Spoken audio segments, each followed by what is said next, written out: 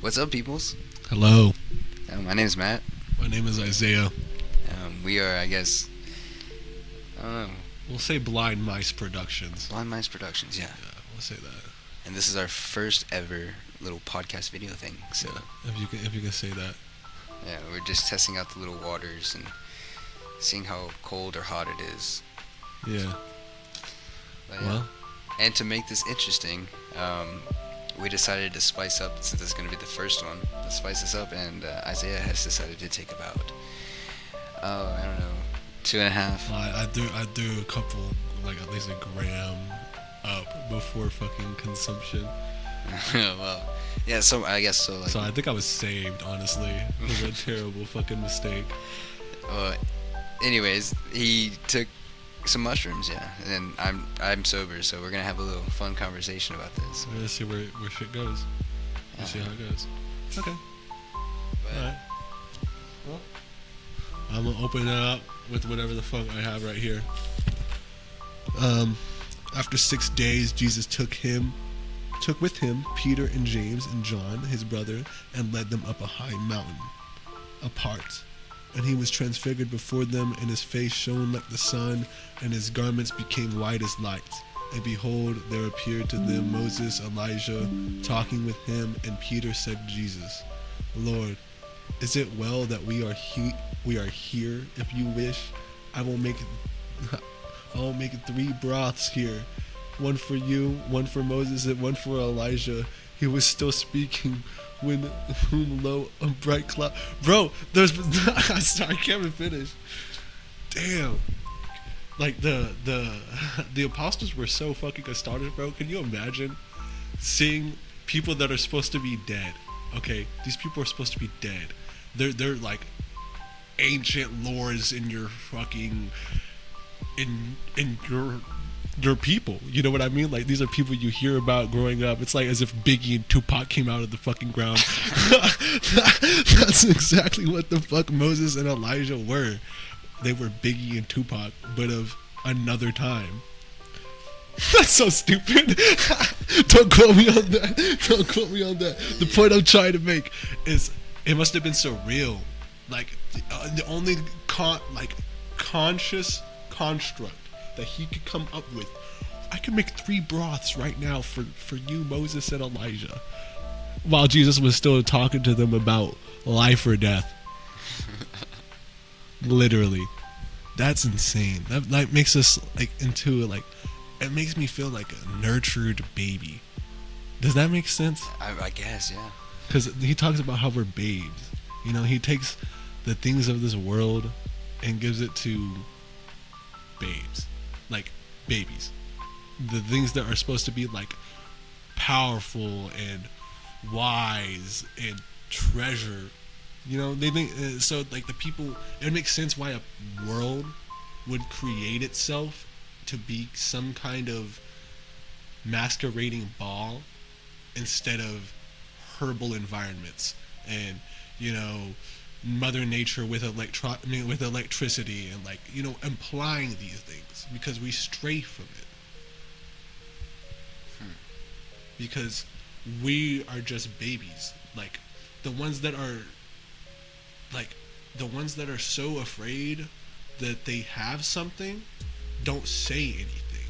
And that's the world we live in, bro. Like the ones that can do something literally don't do anything. Because they're afraid that they're going to get shut down or that they'll get some type of negative feedback from it. But I mean, that's part of it. I mean, wasn't Jesus going through when he was preaching, but he wasn't all so happy-go-lucky. You know, a lot of people despised what he was doing. A lot of people thought what he was doing was completely wrong and completely,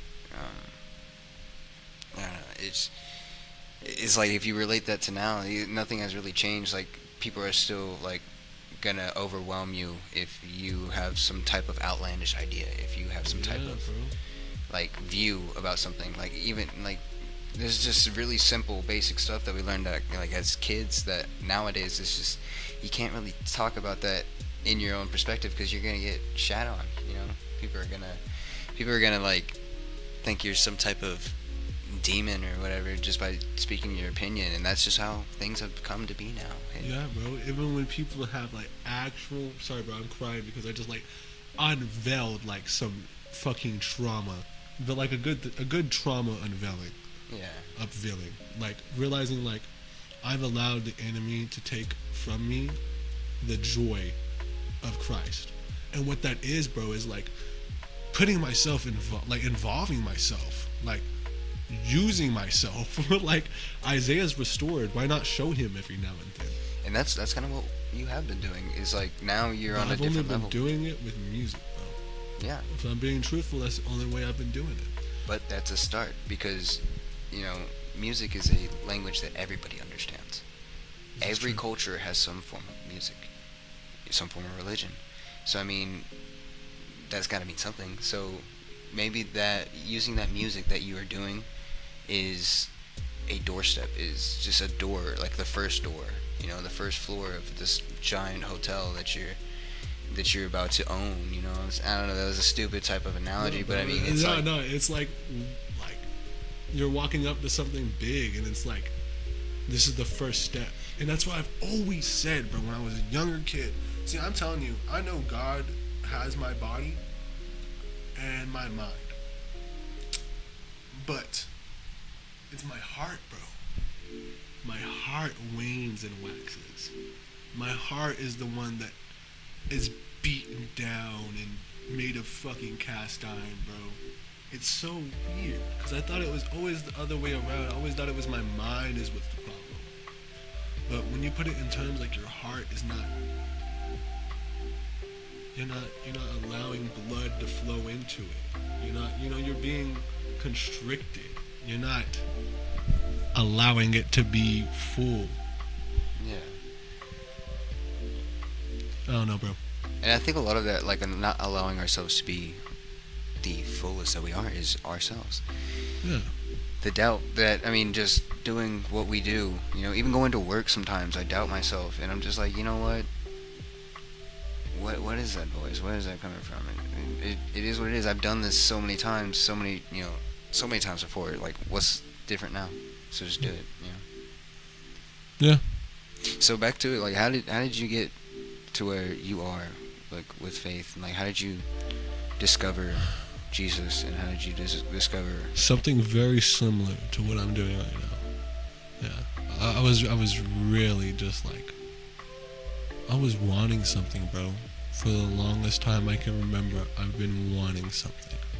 Wanting something that'll make me feel not complete like other fuckers want. Something to make me feel involved. Like something to, you know what I mean? Like I finally found that. Like a cause. I didn't even know the word for it. I didn't even know what I was trying to do. But I leapt in and I, did what every fucking 16-year-old kid with autism and ADHD does. And it's undiagnosed. You dabble in fucking, you start with fucking drugs, bro. You just dabble in that shit. You see where it takes you. You got weed is a good tool, bro. But that's the shaman's tool, you know. But then you got fucking LSD and like psychedelics, and that's it. That stuff's not for fucking children, bro. That shit's for like grown ass adults, not for people that feel they're grown or have been through trauma. I mean, it might be helpful. That's a whole other fucking thing. But what happened to me was I can put it on just taking tabs every fucking weekend, bro. I just kept trying to find the source, connect to the source, connect to a better me, my higher self. I wanted to be better, and so I surrounded myself around the cult shit, the new age movement, trying to find that God within myself. I'm sitting there chanting fucking random words that I do not speak. These are not my, it's not my language. It's very disrespectful. Chanting to an elephant god. It's crazy, bro. It's crazy. But my brain was just so powerful, bro, that it could construct and make sense of it and connect it back to God. So like I could tear the things that were esoteric, and so I made myself believe, like, I am doing God. I am in God's will because this is what it's supposed to be, isn't it? No, I was very, very wrong. I was very wrong, and Sometimes I feel like I still am, bro. Sometimes I still like feel like I'm being taught over and over. Yeah. So I think my faith just started on finding something, trying to seek for something until it found me. And when it did, bro, it was loud. It was a fucking one morning before school. I can remember, bro, just opening my journal, not my journal, my Bible, and I would have it like it'd be my desk, like my fucking dresser, my mirror, everything. Bro, my door is just right fucking here. It's right fucking here. I could walk out. But before I would look at my fucking affirmations on the window or the mirror. God damn it. I would look at my affirmations and I would look at my fucking Bible and I would flip it. Because I got told flipping to a random page in a book wasn't coincidental. Like the words you land on, like there was a meditative exercise that you could do about something with the book. And I exercised and used it with the Bible. I kind of stripped it down into more sensible words like, oh, so there's no such thing as coincidences. There's no coincidence that I land on this page, and there's no coincidence I hear these words. So that means it's meaningful and it's fruitful. Yeah. Right? So that's how he got me. He got me. He got me right there. Too many times it hit, and then you were like, you know what, this got to mean something. It's got to mean something. Yeah. And then eventually it did. And he told me to be a watchman. He told me to be a watchman that morning. And I remember walking into school, bro. He like, and I didn't know what that meant. You know what I mean? I thought I knew what that meant. I thought I was like, oh shit, I'm gonna use my fucking rhymes to protect these people, bro. This is so fucking cool. What? No. It was much more than the music, and I feel like I'm supposed to be a watchman for my family, for the people around me. You know? I said 3 times.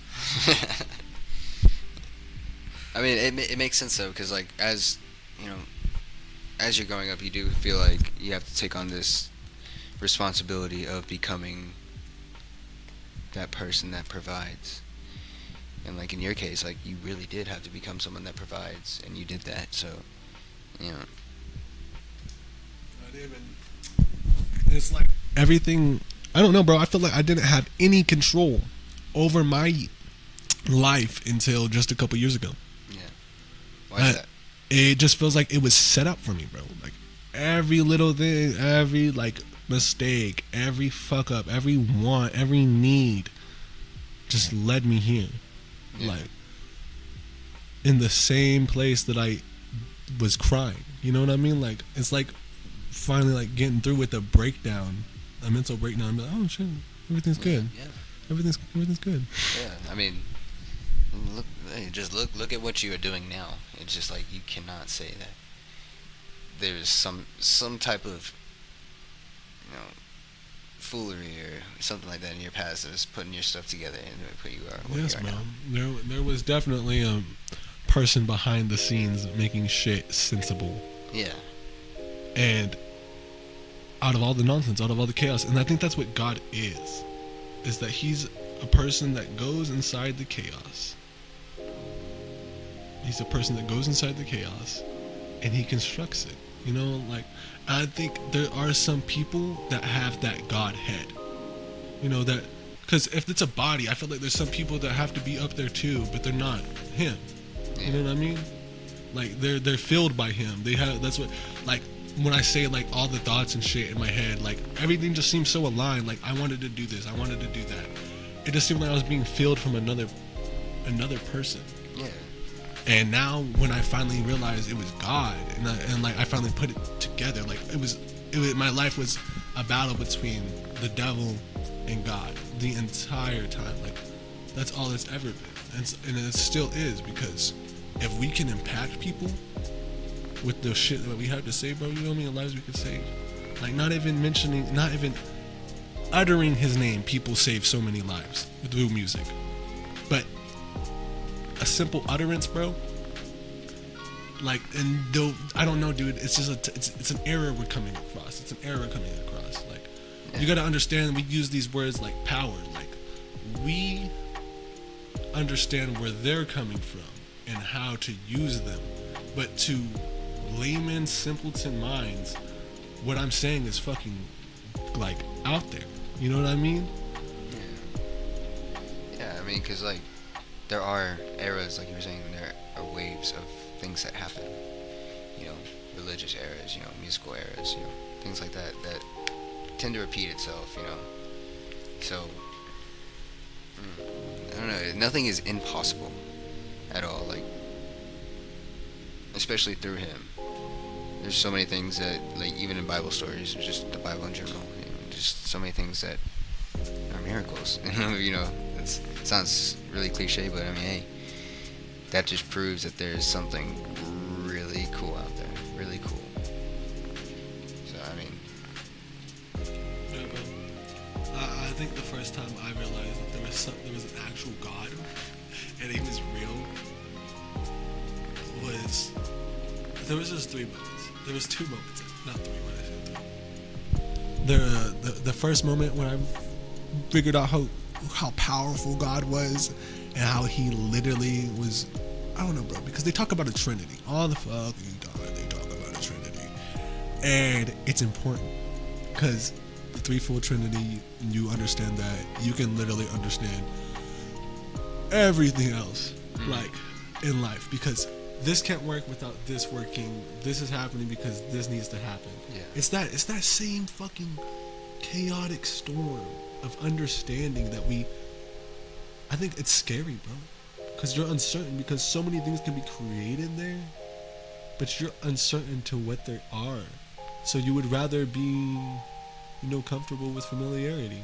yeah, the unknown is always scary, you know. Yeah, man, I think that's something that's been taken away from me, bro. Is like the fear of that. Yeah, that's what I'm saying. Like, that's how I was thinking too. It's just like I'm not afraid of the unknown. Like, yeah, exactly. I can do that shit. I can jump in and not know what's coming out because I know what's coming out.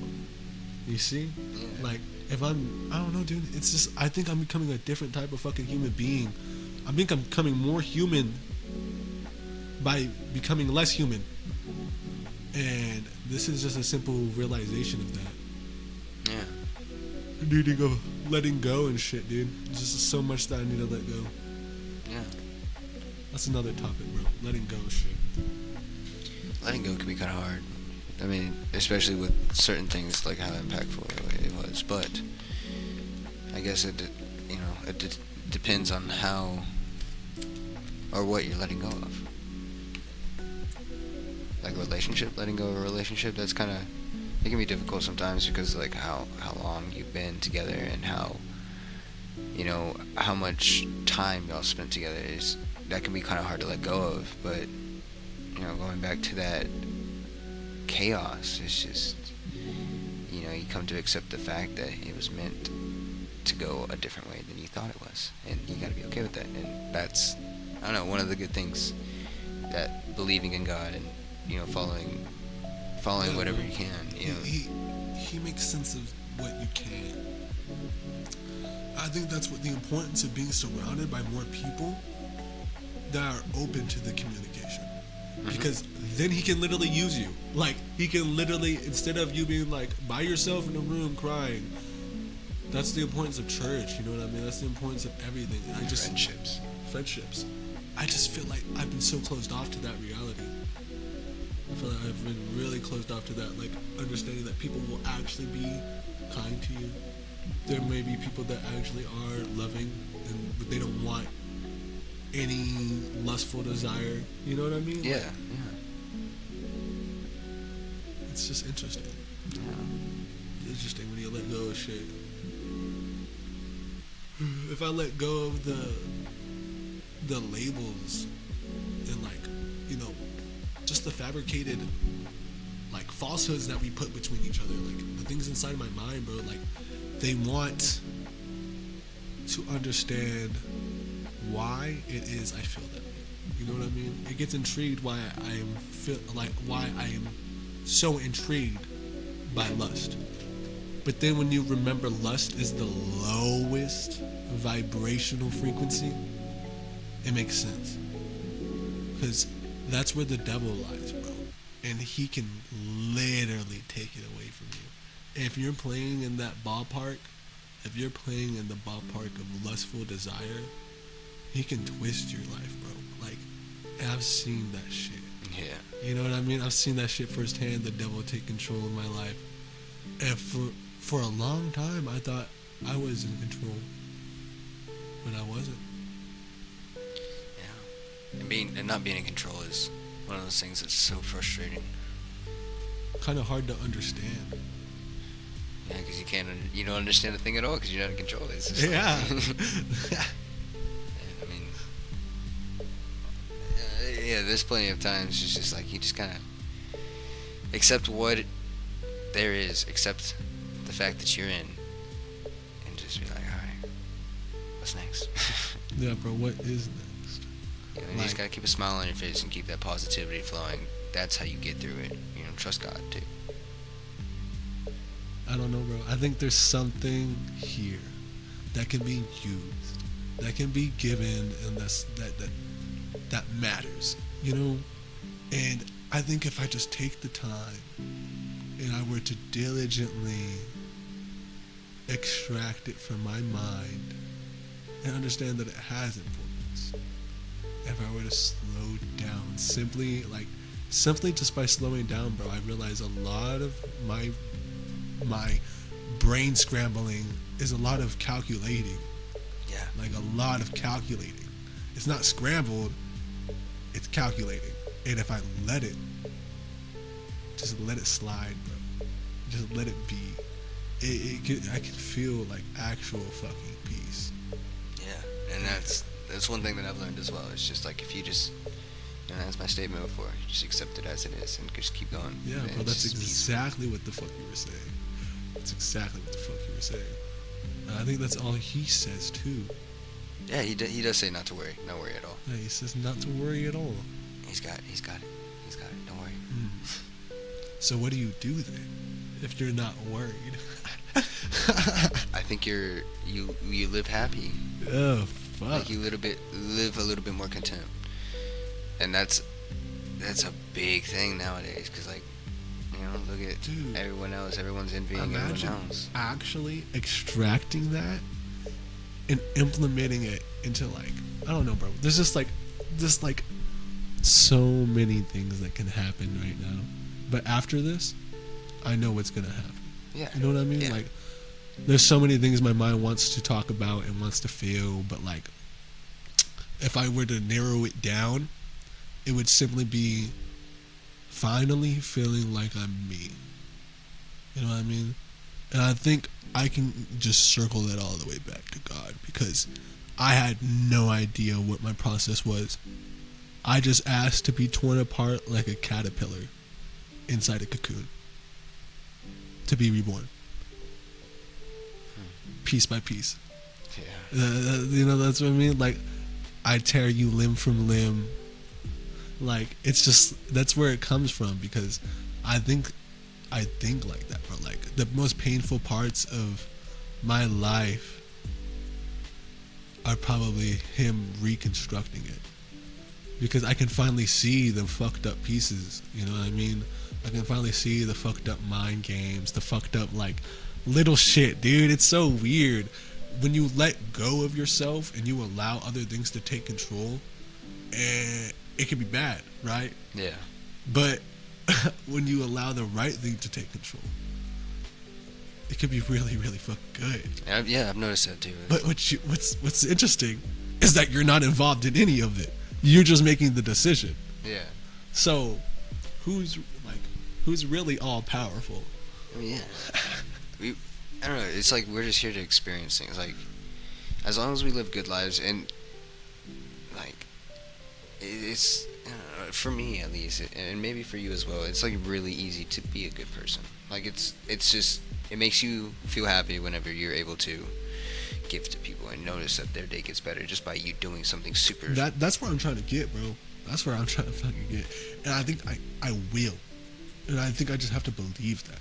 It's weird, bro. This whole job thing getting put on hold right now, because the company I'm trying to work for, they're going through shit. They're trying to figure shit out just so they can start a fucking project and start building. They're trying to get their parts together. You know what I mean? Like, Yeah. I'm not. The job's not going to be ready until I'm ready. That's the way it's coming. That's the way it's starting to like reveal itself. And it's interesting because even the workforce reached out to me and was like, "You should be employed by now. Yeah. What's going on?" I was Yeah. like, "Well, I've been reaching out." I was like, "I've talked to them," and he told me it was just crazy. And so she talked to him and told the same thing. Like, I'm on the radar. I'm gonna be hired. Just shit is crazy right now, Yeah. which is interesting because what if this is just time for me to really show what I'm worth? Like, Yeah. I don't know, bro. I like it. I like it. I like being able to lose it sometimes.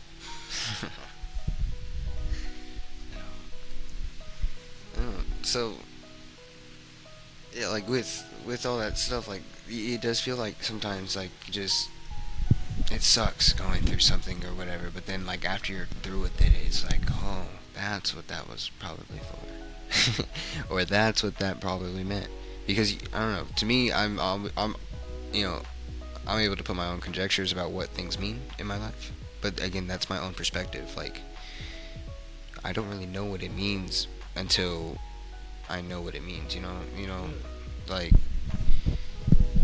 Yeah. But like for right now, it's just like you have to hope that you made the right decision, and sometimes you get that feeling that you did, or you didn't, and it's just like you gotta go with it no matter what happens. You learn from your mistakes, and that's one thing that I've like embraced is if I mess up, I don't beat myself up too much anymore. It's just like I'm learning from it, like because yeah, that one little flaw to me might seem like a dramatic thing, but when you look at it in the big picture, it's just like, oh, it literally is just he's learning.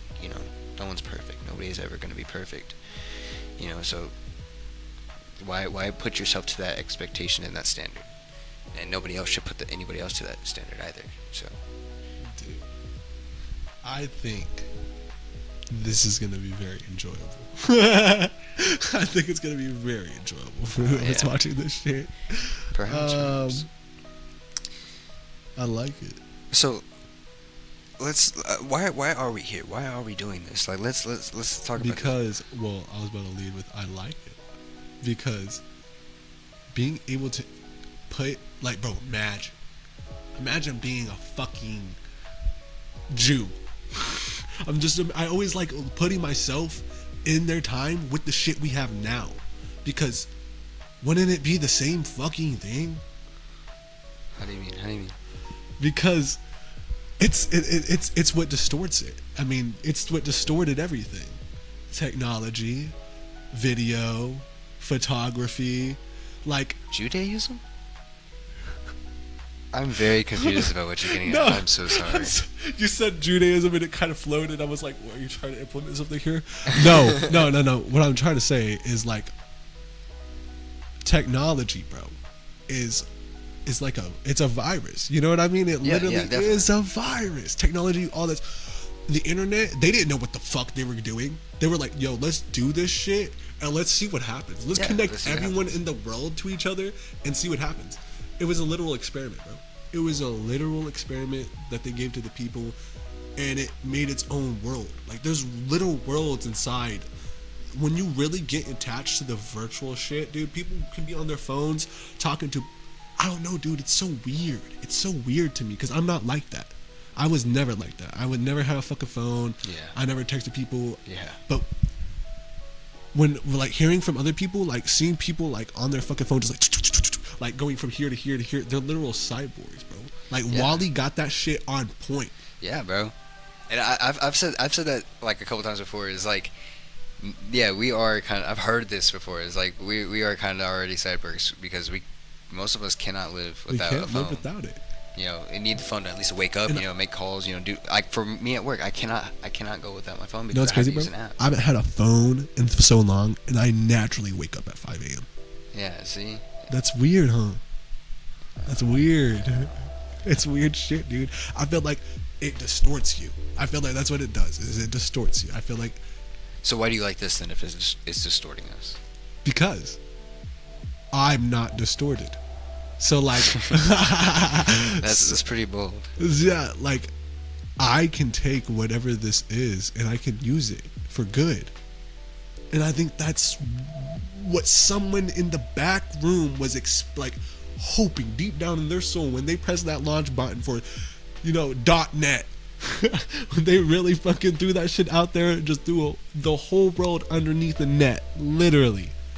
There was someone in the back room praying to God, please let this be a good thing. It wasn't for a long time, but I feel like you gotta infiltrate it, bro. You gotta like start by doing something. You gotta use it. Is this us trying to infiltrate? Yeah, this is us infiltrating the secret base of Normandy right now.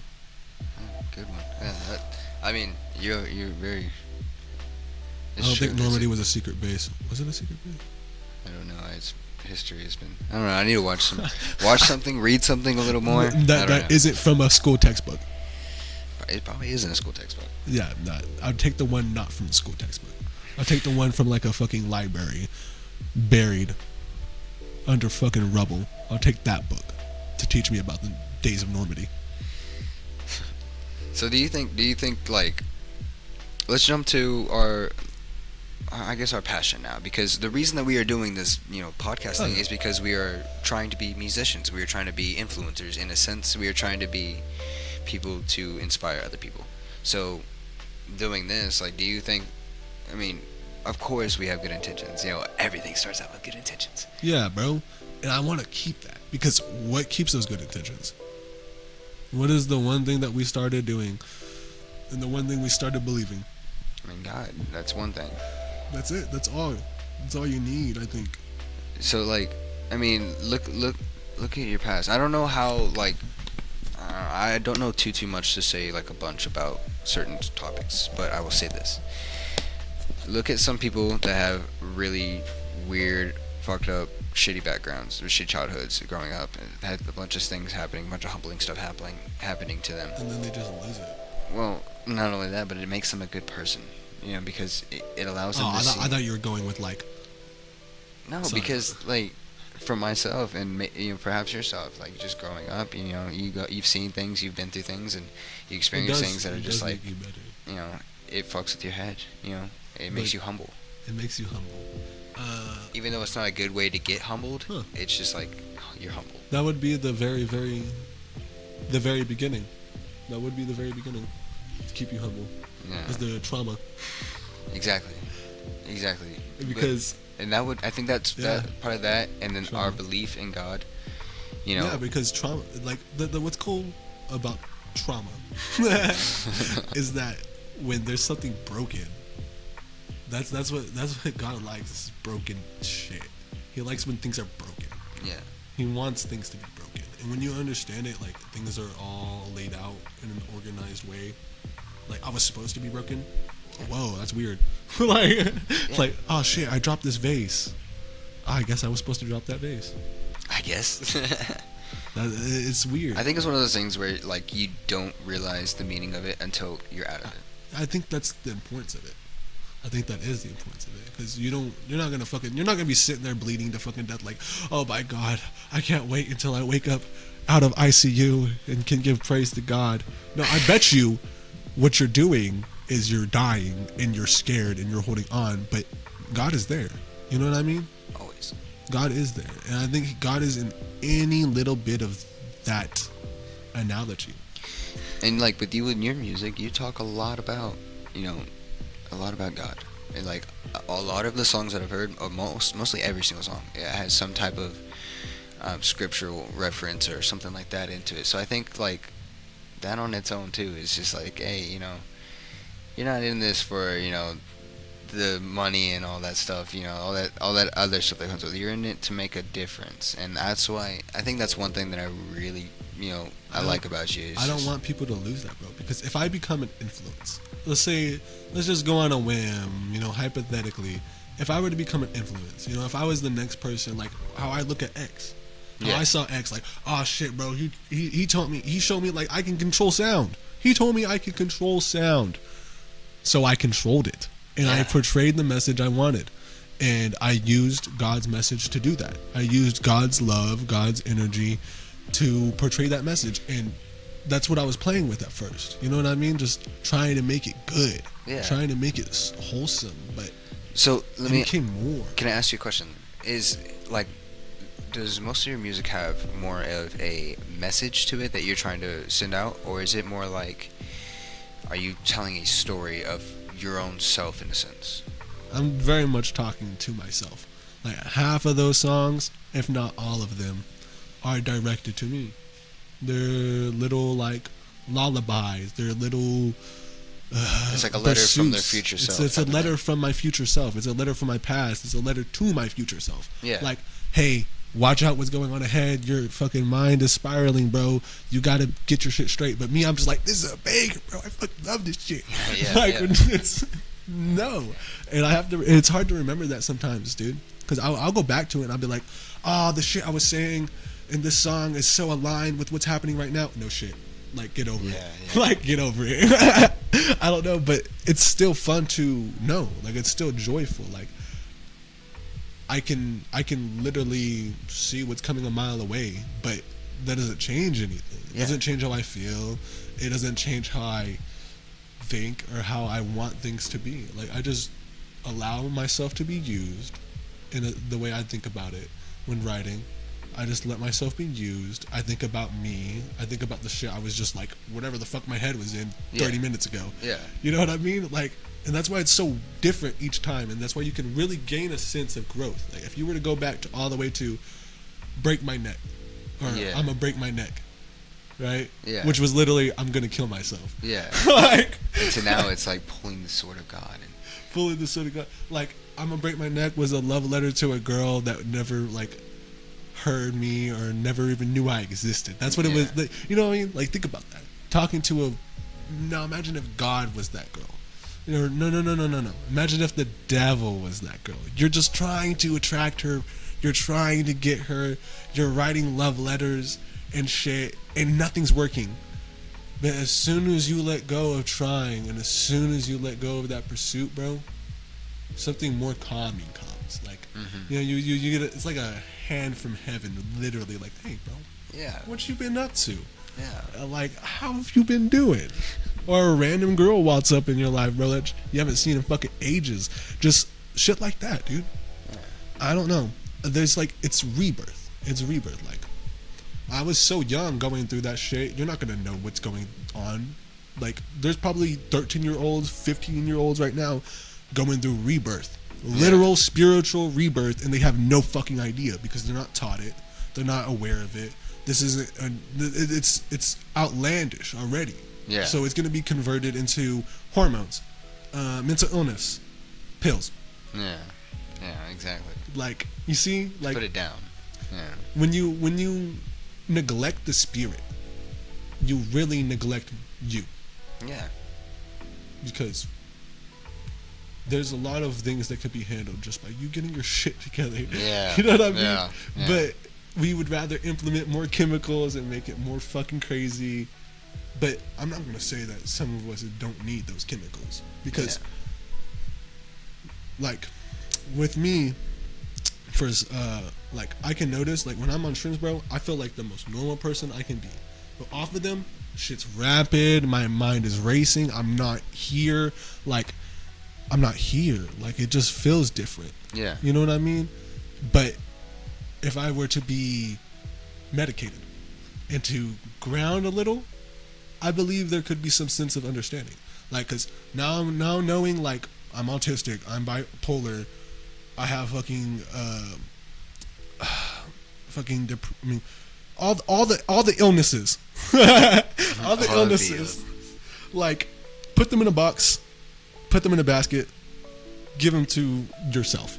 That's exactly what you're dealing with. But I want to be properly medicated, and I finally got the right labels for those, whatever the fucks they are. I got the right labels for them, and now I can actually properly medicate myself, bro. And I can properly see myself, like, come back to being me. Yeah. That's good. That's good. It's always sucks whenever you like caught in that moment where you do not know who you are or do not know what you want to be.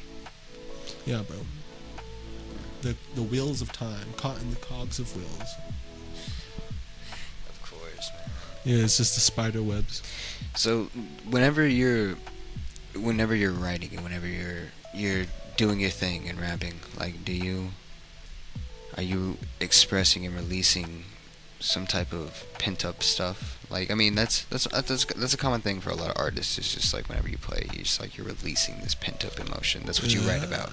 Like, how does that work for you? Like, because some of your songs they seem very like prophetic, I guess you could say, you know, and it's hard. I would find it myself hard to, you know, express feelings like that. But like, you do it very well. So like, how does that process work with you? Well, let's take the most recent case, like this EP that I'm recording right now. It's like a therapeutic understanding Of what? like of me. Like I have to take, it's like taking a trip out of your body to like look at yourself from a third person perspective, and I get to just be there, and I'm exerting all this fucking pent up like everything, bro. Like I have no idea where these words come from, but they come. Yeah. And they have meaning, and they have purpose, and what I realized is that some words were like pinpointed to certain people. So like when I think of those people, I think of certain words and I think of certain songs now. You know what I mean? Yeah. And then that process can be eliminated by the song going. Yeah. So it's more of just understanding that like everything I'm in, bro, is like a song. So like when I finally get to put a recorded piece, it's kind of like looking back at what I just went through. Yeah. Like, so when I'm recording it, just even rapping, like it like is coming out of me with the emotion. I have to apply myself. Like it can't just like, I don't know, dude. There's just some sense of meaning to it, some theatrical feeling to it, like theater. There's a theater art to it. You know, you're gonna have to like put yourself in the character. You're gonna have to remind yourself who you were, how you acted, how you felt, how you would talk. Yeah. And that's exactly what every song is, bro. Like you said it, like every song is literally a story. Like even you could take it down by the verses. Like each verse of the song is a different person talking. Yeah. If you really want to be interested. And that's the most like relatable right now would be this EP. The most relatable right now to that topic would be this EP. Yeah. With the whole just coming back, like looping, basically. Yeah. Okay. Yeah, I mean, so I don't know. It's just like, I don't know, like with some of the stuff that Jonathan and I play, like it's pure just like letting loose of energy. You know what I'm saying? It's just like you obviously you know how Jonathan drums. You know how like it's just like sometimes it's not human, bro. It's like No, really it's not like, human. It's exerting just pure. I don't know, dude. His drumming is weird. I can't get. I don't know. I love his drumming. But like you add that and you mix it with some like basic, super meteoric guitar, but add a lot of energy and a lot of like, you know, a lot of that passion to it. It becomes, I think, something more than just a bunch of noise. That's something that I've always been interested in because with me, it's just words. Like Yeah. words are so easy to manipulate. But words can't. Yeah, exactly. But by manipulating them, they can mean a lot more than what you intentionally set them to be. Yeah, that's what's so cool. And I think sound is the same way. Like Yeah. with how you intend to play. Yeah. I mean, it does work like that, you know. And then, you know, just like the lyrics, you know, they do mean a lot, and they can be either super vague or super like specific, you know. And I think, you know, like comparing our stuff, it's just more, you know, like you got one side that's like really, I don't know, you write in a very poetic form and write in like this, you know, storytelling way. I don't know, bro. I just think about it as black and white. I mean, sometimes, yeah. I think our music is a little like compared like on our own sort of stuff. It is kind of black and white, like very black and white. Like you come at it with such a different fucking like, I don't know, bro. You come at it with whatever it is that you have. I don't know. I can't put it. Inspiration, bro. It's inspiration. Like not only from, because I am fortunate enough to have that gift where I can just, you know, learn quickly and pick that up, I gotta piss so fucking bad go for right it. now, Go, bro. go for it. We can obviously skip it right here. I'm so sorry. I was trying to fight for like 5 minutes. I didn't realize it was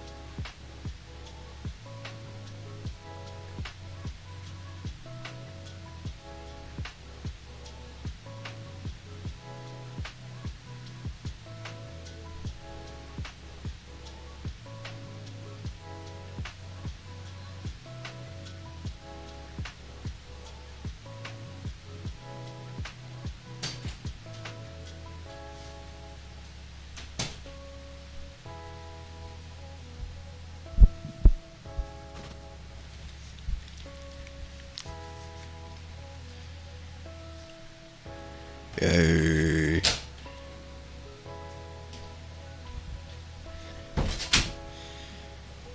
for some reason I felt like I had unfinished business in the bathroom, which was weird to feel. I was like, Okay, so now we're back. yeah. So we were talking about like comparing our music. It is kind of black and white, like how we both express what we want to express and how we both write about what we want to write. You know, what to write about, I guess. But I don't know. Let's talk about that. Let's talk about that. Well, I always thought my writing was organized. It had some type of pattern. It does have a pattern to it now. But no. If I were to be like, real and not like a mastermind genius for a second, no. I have no idea what the fuck I'm doing. Like, it's kind of just like I feel it, bro. Like, I feel it. And it comes, and I let it go, and it'll come back. Yeah. Like, you know what I mean? Like, it's like a bird that you kind of have to, like, it's like a songbird. It's a songbird. Like, it uses me, but, like, I feel like it has to have something to be used. It has to have something. So you And if I'm not feeding it, it'll go find somewhere else to feed, and it'll come back to me. So you feel like your writing and the way that you create your music, it's just kind of like it just comes, it just happens. Yeah, bro, it's on a whim. I kind of like to think about it as like an angel coming and visiting. Yeah. But like, if my body is not fruitful, they can't lose themselves in me, and they just get sick of my shit, then they go. Yeah. Then it'll find someone else, and then it'll come back to me and be like, "Here, bro, here's your leftover shit." I don't know. I feel like I have some type of like relationship with like an archangel, without even realizing it.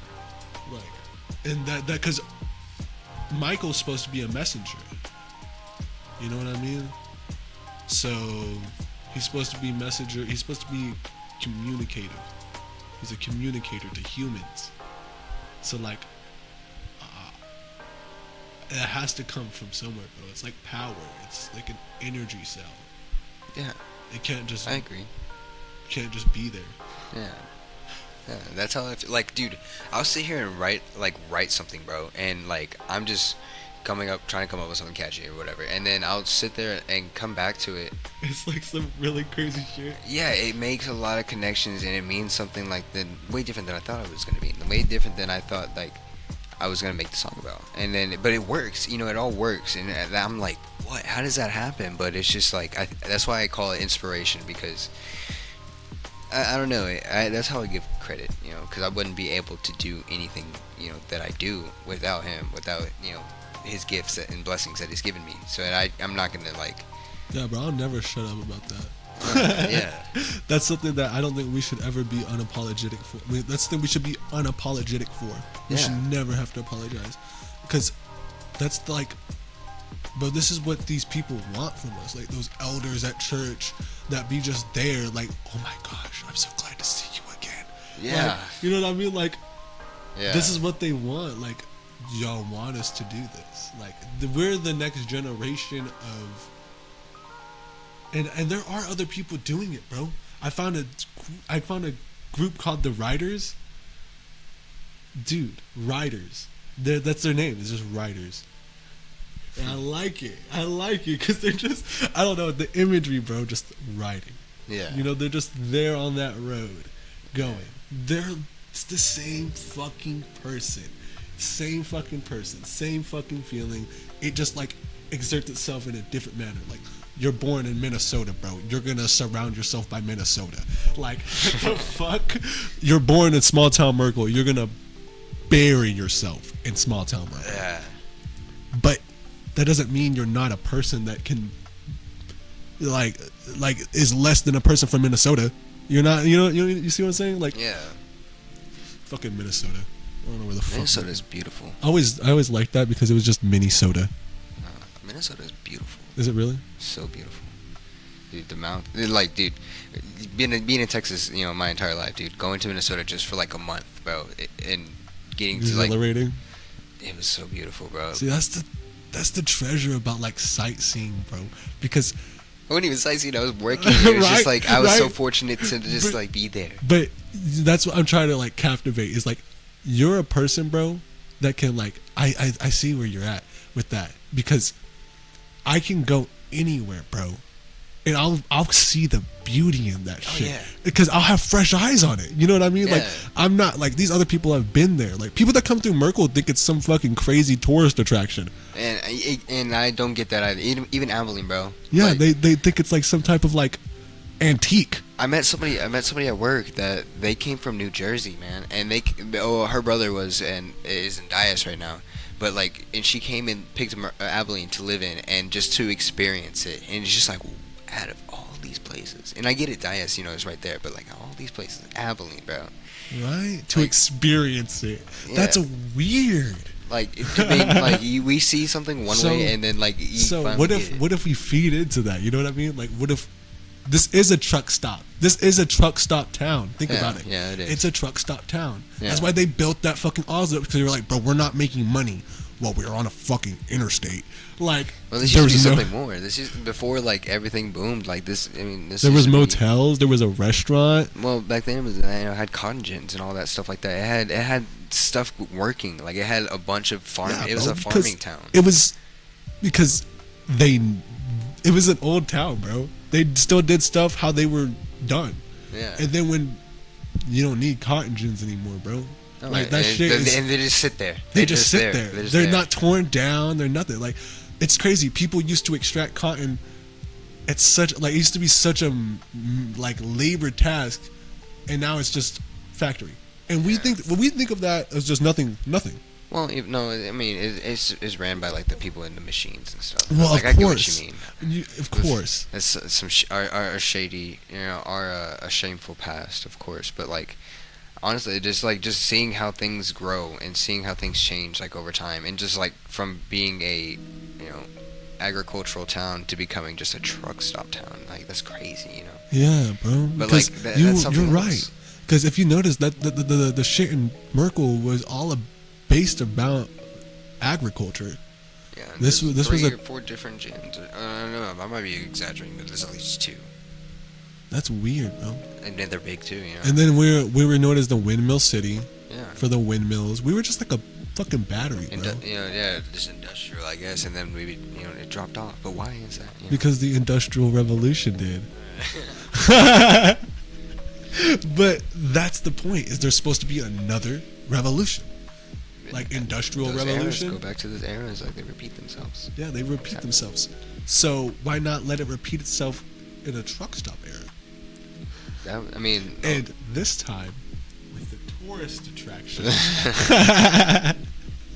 it would be really cool if what we were doing took off and became something big. But that's the goal. Hey, dude, have you ever thought about like just starting like just doing shows? Like we get ourselves enough material, bro, enough projects. We can just do shows. We can just do that stuff, right? I mean, we are doing it. Yeah, we are. We really are. But this is like Our second show. literally second. But think about it, bro. If we can get to a point where like we're just known for going out there and like touching people through music, like that wouldn't be so bad. That wouldn't be such a bad start. That wouldn't be such a bad gig. No, it would not. I mean, give a little context to, like, if there happens to be anybody watching, just give a little context for, like, Well, we have touched people already. Like, explain your experience, with what happened, about how, just like already we are on the verge of doing something that I'm seeing like shit line up so perfectly, It's kind of surreal. So like first it started off with this show. Like if you really want to take it back, I was doing shit with the homies in my closet trying to make music, bro. From day one. And just a heads up, like he started doing his music way before I started doing anything. So he's got a longer history than I do. So like, and the amount of like unposted and just trash shit that we thought was garbage, bro, that could have been fucking gold, especially with me and Gary, bro. The amount of shit we did that we trashed because our high asses just didn't think no one would give a fuck. Like, Yeah. it's just so interesting because Gary was like a computer geek, bro. When he was like down there, bro. I remember that, Yeah, yeah. he was in the computer shit. He loved it, which was so weird because I thought if he was gonna go to the military, I thought he would for sure be like the techie person, Yeah. not the person with the gun, Yeah. which honestly should be the person with the gun, if you really think about it, Yeah. the techie person. Well, so I guess that played out perfectly. If y'all don't understand, my friend Gary, my best friend Gary, he's in the military right now, bro. He's in Egypt for 2 years. Yeah, he's still out there doing his damn thing. Copped himself a MILF. He's living a good life. By the time he gets back to America, he's gonna leave her husband. Like, come on. I love it. I'll always flex that. I'll always flex this too. It's his. Not only is it a MILF, but it's his ex's mom. Gosh. Think about it, bro. The most savage shit ever. Anyway. Fucking love Gary, bro. Anyways. But he was really, really tech savvy. So like he would come up with like really like crazy sounds, dude. Like he would come up with weird sounds. Like he was the one that showed me FL. He would play with FL. He would actually use it. Yeah. I would just use it to record shit. Yeah. He like for a minute, he was my like press record, do this and do that. Yeah. You know, but Gary was my fucking producer for a long your time, sound and guy. he didn't even know it. He was my sound guy, and he's the one that helped me record Fat Fucking Nuts, bro. I remember gosh. I remember being nervous, sitting in front of that microphone like this, exactly like this, bro. Like it was a fucking bedside table. It was a fucking bedside table, okay? Because this matters. This shit matters, bro. The most chunky bedside table you can imagine. Because it wasn't a bedside table. It was for a fucking couch. It was not a bedside table, bro. It's for a couch. It's like, let's say like 1 foot wide. Not even half a foot wide. I don't know, bro. It was like skinny. It was like a rectangle, okay? And then you had that shit down there. There was a little floorboard at the bottom. So I would have to sit like this with my legs spread apart, really fucking wide. So I can use my laptop and have my mic, and it fit perfect. My shitty, I'm talking about like a, what are those old laptops, bro? That are like still plastic as fuck. like have the really hard covering around it. Like Yeah. it was like, I don't know, dude. It was such an old laptop. It barely functioned. It could barely download the new version of FL Studio. Yeah. I had a snowball that was like $60. That was the start, bro. That was the start. It was just like wanting to do something. Yeah. And when I started doing that, it became fun as fuck. Like, I remember gaining the confidence to scream "fat fucking nuts" on the top of my lungs in my own house, bro. Like, I remember it was so weird. It was like a finding myself. And I remember recording, like, first, I didn't want to take it serious. I wanted to make fuck off songs. Because I understood from the get-go I can do this. But I wanted to have fun with it. Like, a lot of people in this time, let's say 2016, really fucking loved meme songs, bro. Like meme ass songs.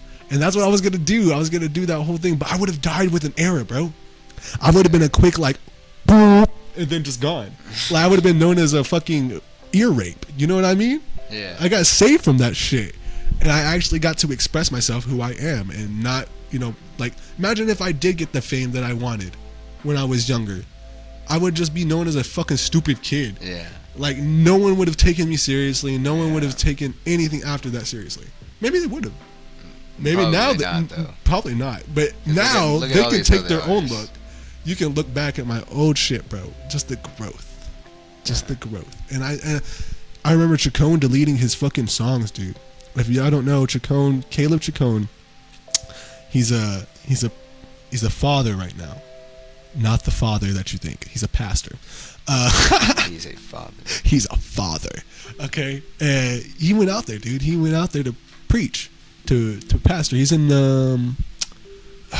something with an M, I want to say. I'm forgetting it right now. But I know he's safe and sound right now. He came down for his sister's graduation. That was a long time ago, bro. Damn. That was the last time I saw him.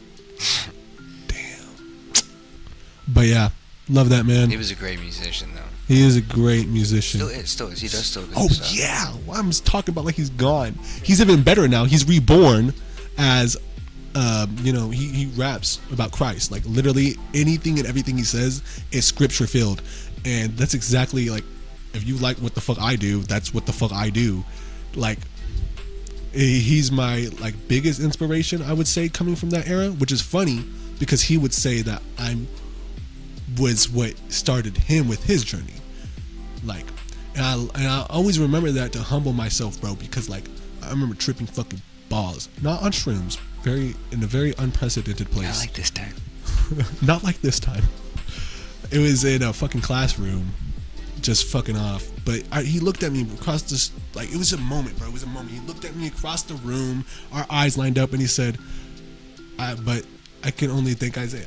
And I don't know, bro. It just kind of like landed a special place in my heart to make me like never stop doing this shit. Like, if I were big enough then to impact Caleb Chacon, bro, imagine how, if I just keep that energy, you know what I mean? Like, Yeah. what if I'm supposed to be an influencer, a fucking inspiring fucking spark? Like, do your shit. Like, maybe that's what I'm supposed to be. And the only way I can do it correctly is through music. But that's not what I am. You see? Like we were talking about earlier, it's like the stepping stone. It's like Mm-hmm. starting it, Looking up at that great hotel that you're going to own. That's how I see it. Just like there's so much more that I want to do than just music. I want to, because Yeah, bro. What do you want to do after this? What do you mean? I mean, like, you say you establish yourself in sound. Like, I want to make a fucking electrical company, bro. Like, I want to make a industry that makes electronics and build shit. Like, I want to be the next fucking Steve Jobs type shit, but like Yeah. connected to Mother Earth, connected to God, not from like be powerful, all powerful. So What? So after your big break, what is it that you would want to do? what do you mean big break though? Like, I mean, like, bro, is this hypothetical? this is questions? hypothetical. Like this is after if we like we're like just say we toured, we ever toured, we had like enough knowledge and experience under our belt of 10 years, let's say. Well, I think playing music live is one thing that I love doing. And of course, like you obviously can tell the difference between my music whenever, or our Uh-huh. music whenever it's on the stereo and whenever it's live. Like It's different, bro. it just, I love doing that. And so of course that's one thing, touring is something that I would love to do. But there's spots where I want to be able to tell people, like, I've been through spots. I've like was addicted to stuff like hard stuff at 16. I didn't stop until I was 18. Like hard stuff. For a For young a kid. fucking 15-year-old. Yeah, for a young kid to do that, and then like I've been a year sober already. Is like for someone to do that. Like there's obviously things that you can tell people that'll help them get through that. And I think obviously one, God, that was one thing that like really got me through it. But tell people and inspire people, and like if we were to get like super popular and stuff, like doing stuff like this, like telling people our backstories and like our very small beginnings and like how we came up, that would inspire other people to do what we are doing and show people that it's not hard to achieve a dream. And we just gotta have the right mindsets. And like I don't want to influence people. Like I love Alice in Chains, like I love that band, but You don't want to influence them in the wrong way. yeah, so like listening to their second studio album, Dirt, like it talks about a journey of a heroin addict, and during that time where I was discovering Alice in Chains and grunge and the whole, that whole genre, I was using pretty heavily. So like I use that as like a comfort to use. I use that as so Instead that of an escape out, you used it as an escape in. yeah. So by listening to that music, it made me want to use more, and I did use more. So I combined the two together. So So you use the negative side of it. Yeah. See, that's the scary part about doing that shit. yeah. Because that's the truth. Think about. I mean, I don't think that's what he wanted. No, was that to is not influ- what he wanted at all. He didn't but, want to influence other kids his age. He probably wanted to save them. And see, but- that's what I want to do differently. I look at these That people is what you're supposed and to do, bro. they are inspiring to me. Like that tattoo, bro. That tattoo story always trips me out about Kurt Cobain. Oh yeah. So, at a context, Yeah, Kurt, sorry. Very actually kind of related. oh yeah, I mean, because I do find Kurt Cobain as a Inspiration. inspiration, and what he was talking about is, I have a K tattooed on my arm, and I got that when I was like 15, so it's stick and poked, and that was whenever I first moved down here to Merkel, and I was just listening to whatever. I didn't find Nirvana until a little bit later, but not too long ago, I found out that Kurt had a tattoo of a K on his left arm as well, and it was just like, whoa, that's like weird, but cool, but totally weird, Totally like, weird. like I was like It would sitting be there, weirder to see when he died and when you were born. yeah. He died in '94, and I'm born in '02. But Hey, the funny bro. thing about that, we were talking about Lane Staley, Alice in Chains. He died in '02. So I mean, Hey. but that's all like that's super. That's super mystical. Super, yeah. But, Nah, bro, but like that shit. I want to talk about dying artists actually. Okay. So basically, what I want to wrap up first is that like you're trying to like you're just trying to carry on the inspiration. I guess, yeah, I guess that because the grunge music that I am inspired by was very real. It did not talk about money, hoes. It did talk about drugs, but not in the way But it talked about the hurt. it talked about hurt. Yeah. And that's why that like the good songs that I listen to that are old rock songs, they talk about hurt. Exactly. And you have to have an ear for that though. You know what I mean? Like to any other person they're just gonna hear it. But if you were to be that one with that ear, I want to just kind of tune that rock a little. That grunge. It's still grunge, because it's still a topic that's you know what I mean? That's still Yeah. your genre. Yeah. But you're completely breaking it. Like already. What do you mean? Like Like by what I write, it's breaking. yes, grunge? by what you write, it's breaking the grunge rules. Yeah, and that's the thing too. Is like But there are no rules. I'm inspired by grunge. It's just I'm not necessarily making Yeah, dude. copycat music. I think you're headed. I don't know, bro. I think you should really lock down and just know that the sounds that you make, bro, are thorough and like can be used in a vast variety of ways, bro. Oh, thank you. Like a vast variety, not just like one fucking sound, but like I don't know, dude. There's just so many ways to create sound and create a room and create a idea. That's why I love waves, because like that, like if you think about it like waves, bro, if you think about it as just signals of light, like people dying, okay? When a person dies, their consciousness is dispersed. Like, I believe it. Sure. Okay. But I think what that means is completely up to the one that's still conscious. So, like, I don't want to get too personal, but let's just say a close person dies, bro. Like, that's a hard thing to go through. Yeah. Of Like, course. someone close to you dying is a hard thing to go through. Of course.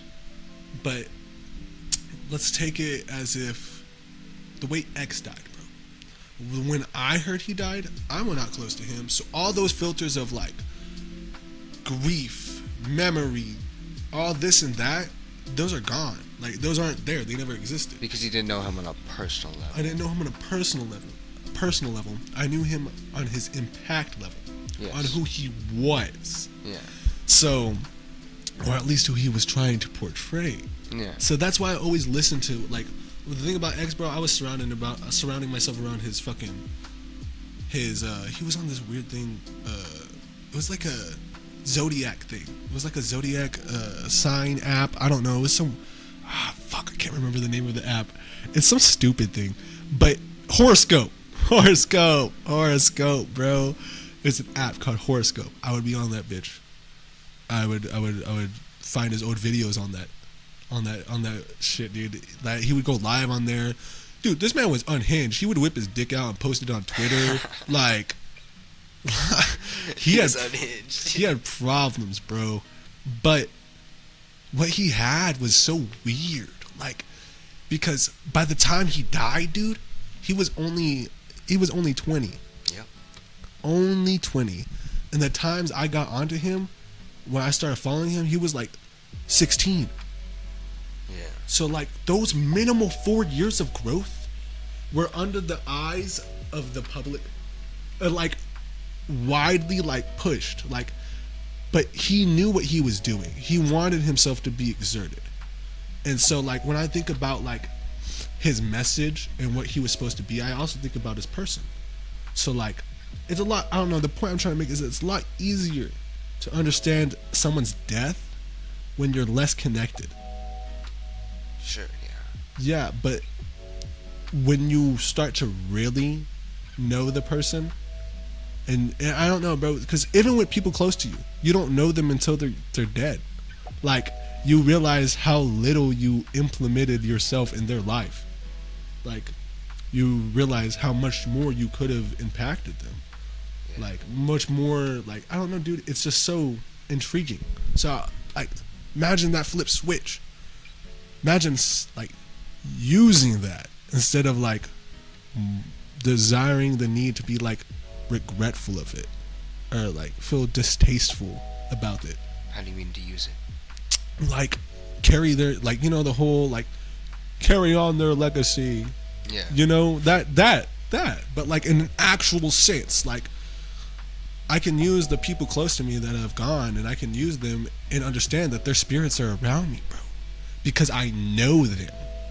I had the privilege to know them. I had the privilege to understand and see them as human beings. But one thing you didn't, when your spirit gets to a point of popularity, okay, let's say your spirit's popular. Okay, let's say spirits have fucking social media. Okay? Let's say spirits have social media. Okay, hypothetically. Well, like, when that spirit's gonna be followed. You know what I mean? Like, what I'm trying to fucking convey in imagery right here, it's hard as fuck because I'm playing with a lot of fucking hypotheticals. But what I'm trying to convey is you can use someone's, like, energy that is high up, not only as inspiration, but, like, you can, like, boost off that. Like, yes, definitely. Like, you boost off of it. Like, you can see where they were and who they are. I don't know, it's like And what it does to you on an actual level is what I'm trying to understand and trying to convey. Is like when you really do like, oh shit, I understand what he's talking about. He was talking about revelations and this blah blah blah. Like when you break it down on that level, bro, when you really connect to the songs, you're absorbing that. Like you're connecting to them not musically, not with your ear, but spiritually. Yeah. So like you're intertwined. One thing that I always remember is that someone told me like the day X died is that he would tell me I had this good friend. I'm not gonna say a name because I don't really think there's no reason not to, but I think he likes his privacy, you know. Okay. Yeah. He's not like he's a fucking wanted man.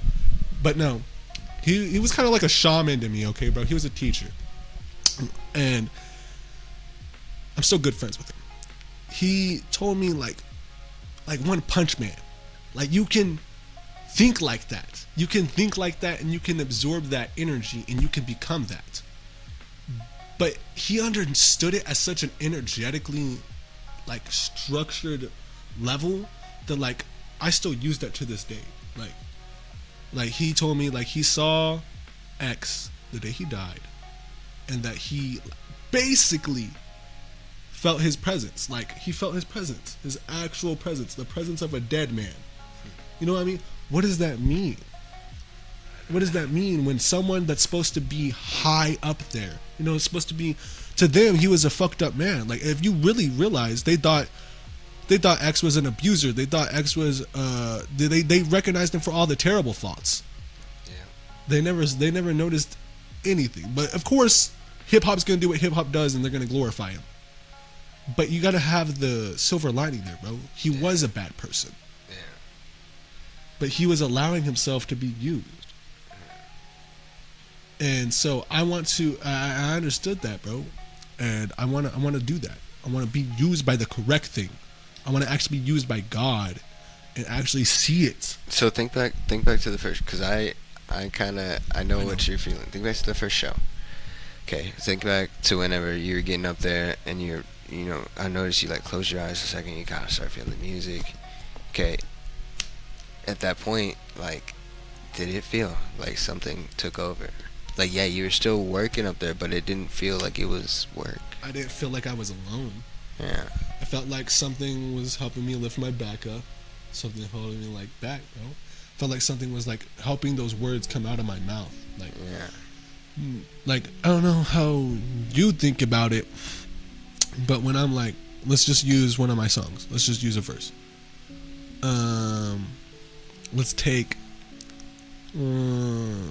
What's a really good one that's recent? Oh fuck. We'll just do the good old one that I fucking remember all the time. Like, before I perform a song, like I have to I see it. You know what I mean? Like when the music's coming, I hear the music, I see what's coming. So like the words that come out of my mouth are already like in my head, but by the time they leave my mouth, I'm not talking. Yeah. That's how it feels. Yeah. Like by the time those words come out of my mouth, it feels like air. Yeah. It feels like I'm breathing. Yeah. But every now and then I would catch myself trying to like catch up with it. You know what I mean? And I would be thinking like, oh shit, it's not there anymore. But it was like there. I don't know, dude. It's weird. It's like a push. It's like when I'm not there, it's there. But when I apply myself, it's empowering me. Yeah. Isn't it weird though how like you can sit there and you can perform and then it's like you have a subconscious thing going on. You have like this second thing, like you can think while you're performing. Like that's right. It's like a separate mind. Yeah. It's like you have two minds. There you go. It's like you have two minds because I could be there. I'm like, wow, dude. Like, I'm having this whole thought process right now. This is crazy. I'm look at these people. It's so good to see them. But then while I'm saying that, I'm like rapping. Yeah. It's just coming out. That's what happened for me. Like I'm talking in my head and I'm, consulting myself, but what's coming out of my mouth is not what's in my fucking head. Yeah, exactly. And like whenever I'm like singing, like it's not, or even like during practices, bro, it's not that I'm really thinking too hard about the words. It's more of like I'm remembering and trying to catch the feeling of what my body is doing. You know, it's like I'm not thinking too much about what I'm doing, like in sense of technical terms, just how I'm doing it physically. Like whenever I have to sing, so Yes. like in a certain way, I have to. If you know. don't notice, bro, when I rap, do you see what I do? Like when I really get into it, you can see it in my hands. Yeah. Like you can see my hands. Like I'll like if I'm standing up, like I'm like this, and Yeah. like it's like intense. Yeah. Like it's like compressed. Yeah, You know what yeah. I mean? Like I compress myself. I compress myself to make it come out. But I think that's the way. That's the reason why I sound the way I sound. So like when I sing, and you release it, I don't know, dude. There's something there that is there. I like that shit. I don't know, I guess we're just like kind of saying like. I don't know.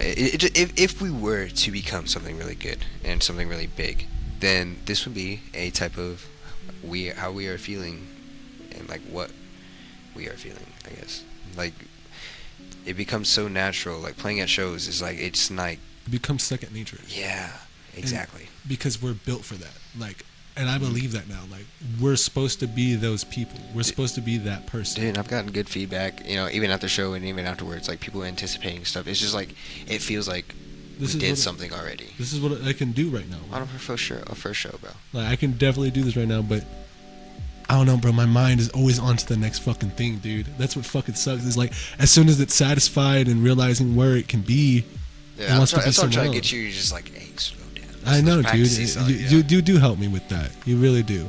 It's important because if we get too far out there, we are going to miss where we are right now. Yeah. And I myself am very grateful where I am right now, and I don't want to get too caught up in the Yes, future. bro. Because I can literally sit back.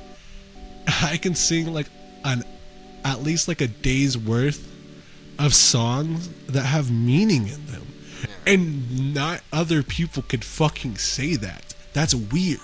That's weird to me. That was always weird. Like one thing, Trace told me, bro. He was working at fucking Sonic, and he told some dude. I'm not gonna say his name because privacy, but some dude told him was like, "Yo, I tried to sit down and write some music, and I couldn't do that shit. Like it was hard. I can just freestyle. Like, you know what I mean? I met people like that could only freestyle, but constructing a song is more than constructing a song, bro. You're constructing your mind. Yeah. You have to be willing to delve in that shit and really spill it. So like, it's not about being because that's what an artist is. It's about being a fucking seeker, like just wanting to know. I think that's what it is. Like, there's a lot of people out there, probably in this fucking town, dude, that want to know what the fuck is going on, And we're gonna find out. and we're going to find out. That's 'Cause one we're- thing too. Like you were talking We're about, gonna like shove it out of them. if you're talking about like getting big and stuff, like I do not want this because I know this could be so much bigger than ourselves. I Yes, know, bro. like, Like, dude. imagine why if we come up, not just us. Imagine if we I come hope up as that's a not the fucking case. collective. not? I hope that's like, the case. Imagine being like, because that writers, they have a circuit writers, they have circuit writers sounds presents to you the writers, like that, you know what I mean? Like a collective of, they have their own collective. They're all artists. They have their one, so that would be our Blind Mice Productions. Yeah. Our Blind Mice Productions, we get everyone underneath our fucking wing, and we just distribute them like a label. You know what I mean? But Yeah, not a label, a collective. So Yeah, that's how- because when that's you how I use would see that word, this. it's different. It's Yeah. different. Like that, I guess that would be the good idea behind like the Blind Mice. Is like, okay, we are of course the founding people, and then we add more people to it, and then it just becomes, avoid that label term, and instead embrace that collective term. That way, it's like we're all expressing. Again, you and I know so many like really talented writers, artists Yeah, in bro. this town. So I mean, why couldn't they become, at least chase their dreams, at least a passion? Yes. Because, and even if you think about, if we use Merkel as a starting point, bro, like, it's so easy to start from, because if you catch because there's kids like Domingo, bro, like, there's like Domingo's age, all those kids right now going to fucking high school, they're gonna come out, and we're going to have put something out there for them. You Well, see what I yeah. mean? Like, Yeah. we graduated, what, fucking two years ago? Yeah. You 3 years ago? I'm not that old, but yeah, 2 years ago I thought you graduated early. I did. Yeah, two. Oh yeah, that would be 2021. I'm stupid. Don't listen to me. I don't know why I thought 2020. I was thinking of Bob. Yeah, see, he's a grade older than I am. He is a so grade older. I don't know why. I graduated with Isaac, so. I mean, Yeah, that's why I was 2021. tripping because y'all had a whole different ceremony. But anyways, 10 people. right? Miller was there, wasn't he? I think so. I don't know. I can't even remember, man. Yeah, he cheated, bro. He got to get out of there. I cheated, but that's besides the point. Yeah. Don't cheat at school. Like, Don't, if you're actually apply good. your fucking self. Like, let's say this. Like, I was not good at school, or okay, I'm not gonna lie. I was good at school, but that's because I applied and I was like a suck up. But it got to a point where I realized I did not like school. And I don't know if it's because of the people or the cliques and stuff like that, but like there were some things that I did not like. But if you're good at school and you're actually doing like flying passing grades, keep at it, because by getting like a college degree in something that's actually worth the fuck, like, you know, something medical, that It's makes you silly, money but right that there. shit's important, bro. Instead that of shit is important. And like for me, I graduated out of school early so I could go working. And bro, like even now, it's like working starts to suck, you know. And Yeah. I've done so many different jobs, like a jack of all trades, a master of none. That is me right there. You know what I'm saying? It's like, but I don't know. Maybe there was a reason for that, but I think moving here, Experience, bro. I don't know. It really, I have no one else to blame but myself, because I should have thought about that, but I was so anxious to get out, start working, and start helping, you know. Me too. That's what I think. That's what was instilled at me, was I wanted to be out. Like, I saw school as a fucking prison, bro. Yeah. You know what I mean? Like, it was a prison because our minds were different. Our minds understood the garbage, The but garbage. it couldn't understand. It wasn't smart. We weren't smart. We were smart enough to see the bullshit, but we weren't smart enough to see how we can use the bullshit. Yeah. And see, like, not getting taught finances and not getting taught business management really sucked ass. And Yeah, so- like, all that shit's important, bro. That shit's important. and I'm flawed. I do not know much about Yeah, that dude. stuff. You I'm know how many learning. times I don't have money, bro. I don't ever have fucking money because I don't know how to financially save. I don't know how to like, it's silly because when you really think about it, I can sit there and be like, It I could takes be- time to learn it. Yeah, bro. it takes some, because it's self-control. It's money is like, you need that shit. Like, Dude, let me tell you right now, bro. I've been working since I was 14, and just recently, I've been able to keep steady money. that's insane. It's so it happens. So don't beat up on yourself, because it took me that long to figure out how to consistently keep money in my bank Yeah, account. that's why I swallowed the bullet and I was like, I'm gonna do a trade. I was like, I have to do a trade. Yeah. I'm gonna have to be an electrician. When I was graduating, I was like, fuck. I was in the same boat, bro, as you. Like, I was kind of the opposite. I could have applied myself, but I never fucking did. Like, when I started to apply myself was my senior fucking year. But that was because God was in my life, and I started seeing God do everything. Okay, so maybe you mean think of it as there's a reason to that. Don't think. I try not to think of the negatives, but I don't try to get super like. I did learn a fantasy, lot. Like, when you have the spirit inclination and you're in school, bro, you can use school like a motherfucker, and you can be really smart. Because my senior year, dude, were my best fucking grades. Like, really, like, and Yeah. it's weird because that's your fucking senior year. Like, you should give less fucks, right? Yeah. Well, I did, but everything just made sense finally. Like, everything finally clicked in. Maybe it was the tism finally being not the tism, Yeah. and actually being the tism. But no, I love it, dude, and you're right. It did do a good thing. It did do a good thing. Yeah, dude. So I mean, like, all that shit. Taking this shit off. I realized now. I was like, fuck, dude, it's kind of hot. Yeah. But like, I don't know, man. So that's how one thing. Like, I've gone and seen a lot of different people and worked at a lot of different places, and realized, like, you know, shit kind of sucks after a little while. A lot of hair. You don't know where it's coming from. I wonder where it is coming from. Dude, that's the problem. There's so much of it. You don't know which direction. Yeah. But like, you know, I think one thing that I took away, like, okay, yeah, maybe work sucks sometimes, but like, you have to do it. And one thing that I took away from those is the people that I meet. It's like, it allows me to learn and see things through different perspectives. In school, bro, I was an outcast. I knew nobody. I was not very. Mhm. I like maybe like after school. There's a couple people that I was still friends. Like I knew you. I think I had like maybe a class or two with you in school, and I remember like having I forgot. It was one of the technology ones. I don't know, but I do remember having. And we sat on like a back bench or something like that, Oh my fucking god, bro. and we did some stuff like. Yeah, that's when you dated that one girl. Yikes. Yeah. You said yikes. Yeah, but like even it's just like I remember that you shit. and then Wyatt. You know, those are the people that I still keep in contact. And Wyatt is You becoming know the what? That is a bassist. weird period of time to think back to, bro. Yeah, That was junior year. that was, yeah. I remember having fucking 2 tabs in my pocket and drug search going on. And I was like, am I gonna... No, Oh, no, yeah. it wasn't 2 tabs, bro. It wasn't 2 tabs. It was everyone's. Everyone's. Because I don't know how it fucking happened, but I had everyone's. And... Got you. No, dude. I forgot how it happened. I'm fucking high as shit. I'm getting stories crossed. Point is I had illegal substance on me, and I thought I was going to have to consume it. Don't do that. Anybody watching, do not do that. Don't fucking bring illegal substances to school. Do not do that. Do not take anything illegal to school. I've seen, and Oh. I did not know And about it that always story. about you. backfires for the worst people.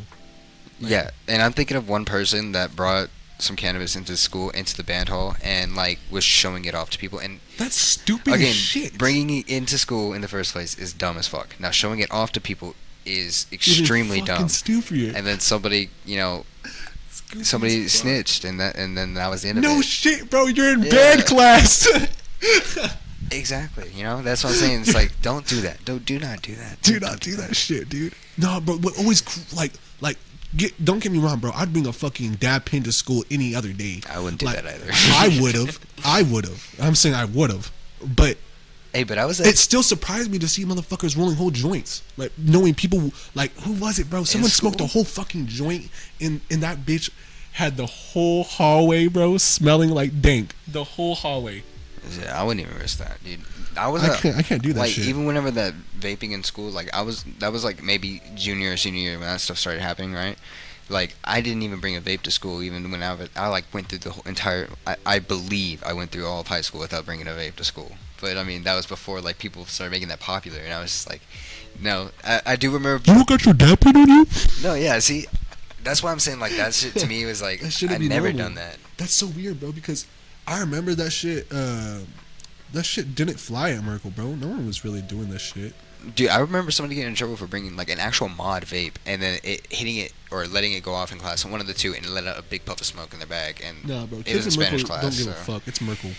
Yeah, I mean, but that's one thing I would like to change though. It's just like let there be some type of outlet. Like, yeah, school is a good place to fucking fuck off, bro. It really is. It's a good place to be you. But it's also a tool. Like, it's a tool. That's why I think we disagree. Like, okay, I agree on it being a tool, but I don't think it's a good place to fuck off. Like, I think. Well, when the sense I'm thinking is I'm thinking of those kids that don't got. Yeah, let me be more context here. I'm thinking of those kids that don't got shit at home, bro. Like, school is literally the place where they meet up with their friends, and they get to express themselves at lunch, like a waiting solid for 7 or 8 hours a lunchtime, day, bro. yeah. For a solid 8 hours, you're just surrounded by your fucking homies. That I Like, get, yeah. that's how I felt about school. That's Yeah. why I fucked with school, because I could be around my friends. Yeah. And when I was at home, I couldn't fucking go anywhere. Yeah. You know what I mean? So See, I never, like, maybe a couple of times, like, whenever I was, like, really into, like, the friend group and stuff, like, with Wyatt and stuff, like, that was maybe one of the only times, like, I felt like I wanted to come to school, but even then, dude, it was like I did not want to go to school, dude. Just, yeah, after all my friends graduated, dude, that's where I went to. But it's, I don't know. I think school means different things, but that does not mean, like, don't try. Like, definitely try it. If you're good at it and you, like, feel like yeah, it is something for you, do if it. you are that kid that And there's nothing wrong just with being looks that kid. looks forward to school to be surrounded by your friends, use that, bro. Like, you don't want to be a dumbass as well. Yeah.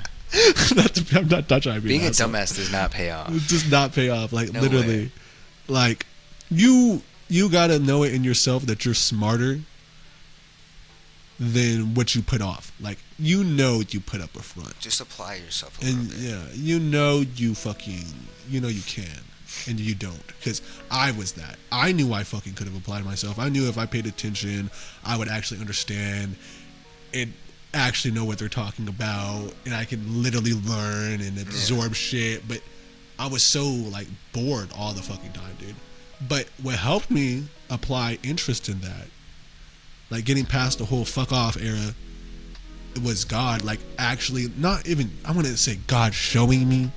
It was me seeking for shit. Like when I was being taught about like biology and chemistry, especially science, like that shit can help you in real fucking life. Like not just like, oh yeah, I want to be a scientist, I want to prescribe people medicine. No, bro, no. No, like that shit can be used every fucking day in your body, like mindfully. Like if you, like the laws of thermodynamics, no one knows what the fuck that is. No one. But if you were to understand that and just read it, you could apply that to your own fucking like life. Like I could look it up right now. I don't even know what it. I can't quote it, but I could probably apply some life lesson to it because it's a law. Yeah. And a law is gonna apply to everything. Yep. So that's a good way to look at it. Is just kind of trying to find. It's a little esoteric and unconventional way of finding an interest in school, but it pays off because you actually learn, and you're actually learning in a way that you'll remember, not in a way that's going to be fucking forgetful. It's kind of easy to remember. Yes, raw gives us energy rather than ohms and electrons being the current. Yeah, I don't know, dude. I was thinking of so many things just there, and things were just coming out of my mouth. I'm Dude, so sorry. how are those shrooms feeling right now? Dude, I just started paying attention. That's what I'm doing. That's what the rambling started to become. Well, like, I'm not trying to bug fun or nothing. I've noticed you rambled a few times. So Yeah, it's just like, how are they feeling? How are they feeling?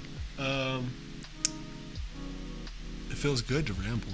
That's one thing. It feels like I have a lot to say, apparently. Yeah, it does sound like, and this is a good, good That's outlet for it. and maybe that's why, like inside, I was like podcast, Podcast, yeah.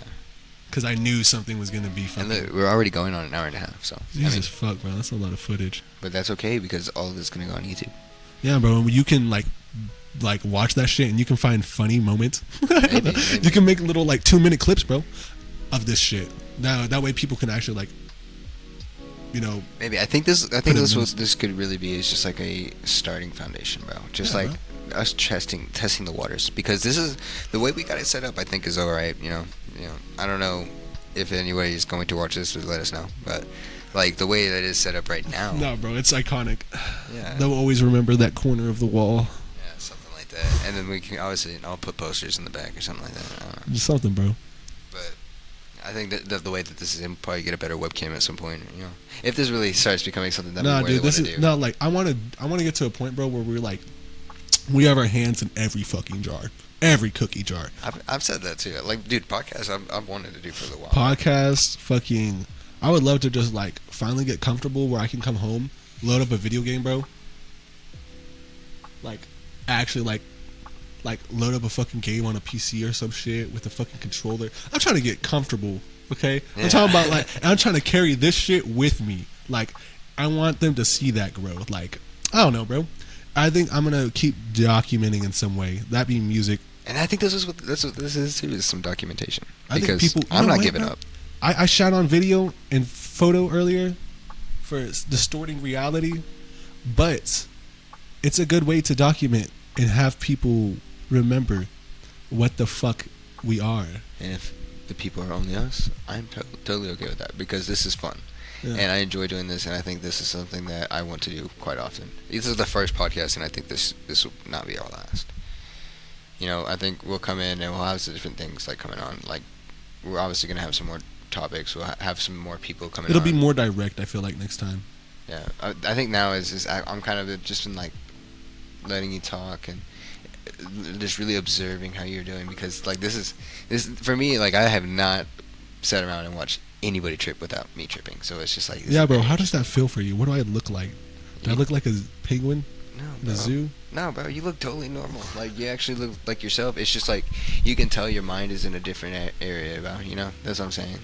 Yeah. It's like I noticed. I started noticing whenever you're taking the shrooms, like your headspace started changing up because you started get like zoning out a little bit, and I didn't think it was gonna kick in that fast, but I knew you're starting to get into the mindset of accepting it. So it's like, Yeah, okay. bro. I didn't think it was gonna be that fast either. I'm gonna be honest. I wasn't expecting me reading scripture to lead into such a fruitful like. I don't know, but that moment could have been. I want to go back to that in a second. Loading up the fucking computer and just kind of finding some sounds and shit. Yeah, Just get comfortable with what the songbird is supposed to do. yeah, But I like this too. I like being able to sit down and just let my fucking mind just so yeah. I mean, like this, landslide. so we could just meet up like at least every so often, and then every so often like do something special, like someone takes shrooms, or we all take shrooms, or something like that. We get like super toked, or maybe I don't drink, I don't like to drink, but like maybe you want to get drunk or some shit, and then we can sit here and have a podcast like that, and just have a conversation, like just Yeah, we'll bro. come up with a bunch of stuff. Yeah, bro. Yeah, bro. We could use we could use it. We could use this. This is a tool that we can fucking use. Yeah, and this is Just really like fun. school. Just like school, yes. Just like school. If you use it correctly, it's a good tool. Everything is a good tool. Even mushrooms. Yeah, So, occasionally. I mean, so I think what these big heads at pharmaceutical companies are trying to do with it is okay. Well, I wouldn't say pharmaceutical companies because they have nothing to do with what the fuck people are doing with shrooms. They're doing that shit in like Washington, bro. They're trying to treat veterans with mushrooms now, with psilocybin. yeah, I've heard of like microdosing, and it helps with like certain PTSD and stuff, depression. Yeah, bro, and it helps get, and they're using it for opioid addicts, Yeah, like That's- heroin addicts. Like, yeah. that's cool, bro. That's really interesting because you can imagine, bro. Like, cause I think with this, they say, I don't know where the fuck I saw it, but they said that this shit does not come from Earth. They said that it grew like it just is that they have no biological footprint. They have no biological footprint. They just kind of appeared at one point. And then people just started, doing people shit and playing with it and doing whatever the fuck we want with it, and it came out to this. Well, from what I know, like aren't like psychedelic shrooms, like sometimes some of them are grown under certain cow patties. So Yeah, bro. like I need to do more research about this stuff. I'm not an avid user of it. That's why I don't know that Yeah. much about it. You're right, but like the thing is like I don't know, dude. It's so weird. Like who 'Cause, thought?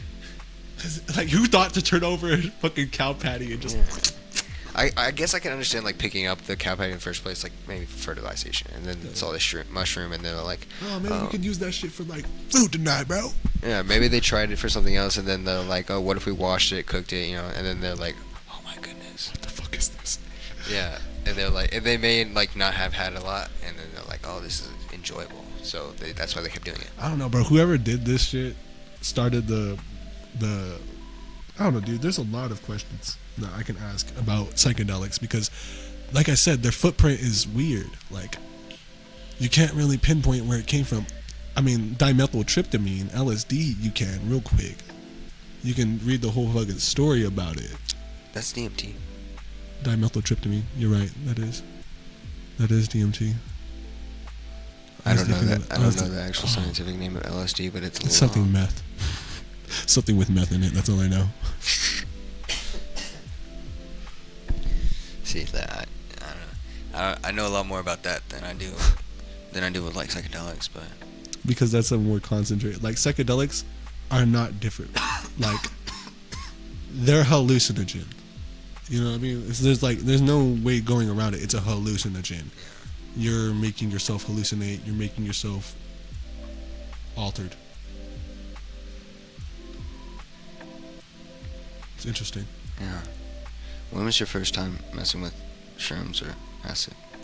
The first time messing with acid. That's a day to remember, bro. That's a day to remember. Had all the homies there. I don't know. I don't want to say anything about one in particular, but like he because I don't want any video proof of that shit. That'd be fucking shitty. But like it was me, Trace, Gary, and the other third head. Okay. You know what I mean? Yeah. So we'll call him Chris. We'll say Chris. Okay. Yeah. So it was me, Trace, Chris, and Gary was a surprise. Okay. Not at all supposed to be in this fucking thing. He just kind of appeared. I had a whole day like I was going through this whole thing, bro. I was trying to find acid. I was trying to find LSD, and I remember getting wind that my friends like finally got a hold of it. Like I'm sitting here on my fucking couch, fucking looking up research, like the perfect dosage. This is how much you're supposed to do, the different levels, you know, like ego death and all that. I'm learning about all this before I jump into it, of course, because I'm not a dumbass, right? But so the next day, like I get a hold of my friend, and he tells that just got a hold of his first dose, and I was like, yo, and this friend is Chris. So I'm like, Chris. Actually, Chris reached out to me and was like, are you and Trace still trying to find? Are you and Trace still trying to trip? And I was like, yes, I am actually. I really like that actually. Yeah. So like I was like, you can come over to my place. We can do it at my place right now. So we set it up. He came over. That's what it was. Trace had put money up. I had put money up. We both had money put aside for our own set journeys that we were both out to go find. Chris, the Godhead, just fucking connected it. You know what I mean, bro? He just was like, come together. We shall do this in one union. And that's basically what happened. Is he picked us up, but right before we went into the car to go to Abilene. We were going to Abilene. Merkel from Abilene. We were, right before we were walking out my fucking front door, bro. I remember we're all just fucking talking. I walk out the front, and we're just like, I'm walking across the street because I'm going to go tell Daniel some shit. And Daniel just lived across the street from me, like on the other side, bro, just adjacent, like right there. So I would just walk over there, and I remember I did whatever the fuck I did with him, and I come out, and I'm seeing Chacon pull up. I'm seeing Trace walk out of my house because he was with me, and then I'm seeing Gary walk out, like out of the fucking tree, like out from behind a tree, like a mystical fucking gnome, bro. I was like, what the fuck? I was like, what is happening? I was like, what is happening? So Gary accidentally joined that trip. He was very unexpected visitor, but it was a good one because he had his own set. He had his own set of goals, and it was to infiltrate, I want to say, another dimension. He was trying to go into the fucking back rooms on LSD. He wanted to access the back rooms on acid. How the fuck does that come to a 16-year-old boy's mind, bro? How? In what world does that seem okay? Like, yeah, bro, I think I've thought about everything. I'm gonna go to an alternate dimension called the back rooms from a creepypasta, and I'm gonna use LSD to do that. Because he really did it. He did his research because he was like, well, he explained it to me. I can't explain how he fucking explained it. I can't, because he made sense of it. And Trace was just like, yeah, bro, that makes sense. I was like, what the fuck are you talking about? That makes sense. So he came along. We're like talking about this in the car. Chris is the one driving. And dude, and it was like a cloudy day this entire time. It's like a gray, cloudy day. It's not rained yet. Yeah, that's the cool part. It hasn't rained yet.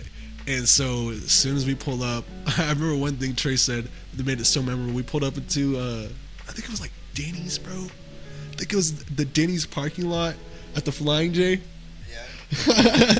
Yeah, that's where we fucking met the plug, bro. And he had a purple car. And Trace goes, purple's my favorite color.